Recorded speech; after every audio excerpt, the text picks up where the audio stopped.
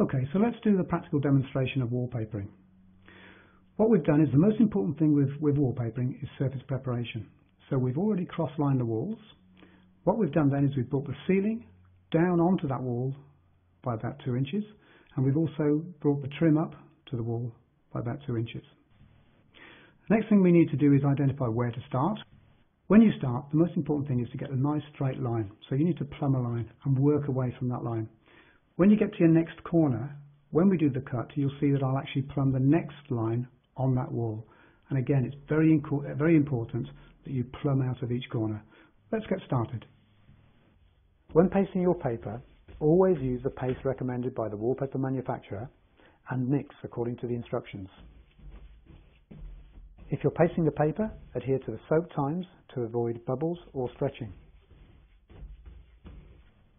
Here I pre-cut 2 pieces, longer than necessary to allow for pattern matching, and I'm folding them ready to carry to the wall.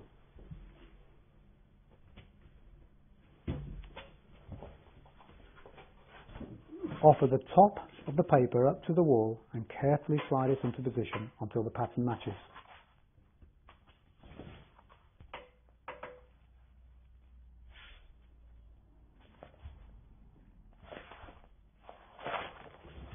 Then use a brush to remove any air bubbles and to ensure good adhesion to the wall.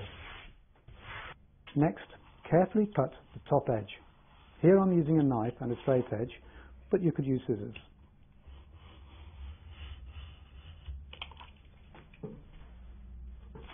If you fold the offcuts before discarding them, it avoids contaminating your work area with paste. Then, double check the pattern match and sponge off the excess paste with a damp sponge. Carefully unfold the bottom of the paper, checking the pattern matches. Then again, brush this to remove any air bubbles.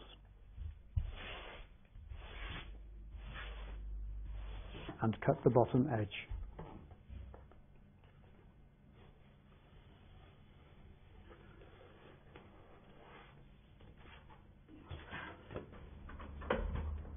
Finally, wipe off the excess paste from the skirting board.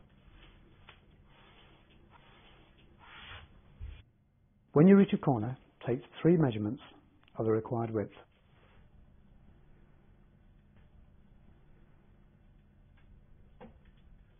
You can then transfer this measurement to the paper. The key here is to bring the paper around the corner by as little as you can. Say 5 millimeters.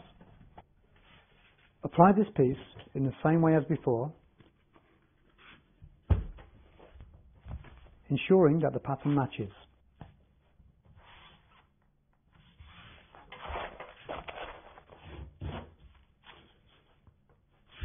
Then use a brush to remove any air bubbles and to ensure good adhesion to the wall.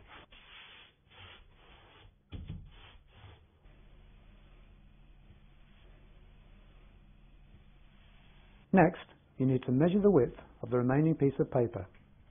Then transfer this measurement to the new wall.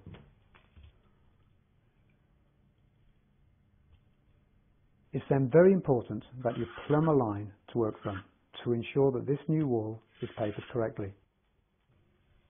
Where the paper is to overlap, apply polycell border adhesive.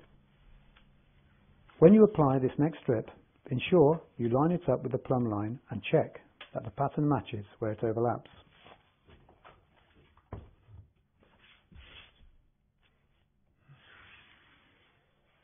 Finally, sponge off the excess border adhesive. So, that was the practical demonstration on wallpapering. A couple of things you need to consider. First of all, when matching your pattern, make sure you do this at eye level. That way, if the paper does stretch, you will lose the pattern slightly at the bottom, where no one really should notice. There are other things we cover, things like how to paper around a reveal, how to paper around arches, and probably the most common nowadays is papering a chimney breast. So what we do is we find the centre point and we work out. All this is covered in the course. Finally, if you're looking to apply a wallpaper to a feature wall, you need to consider finding the middle, very much like the chimney breast, find the middle and work out in both directions. This will give you a nice balanced wallpapering finish.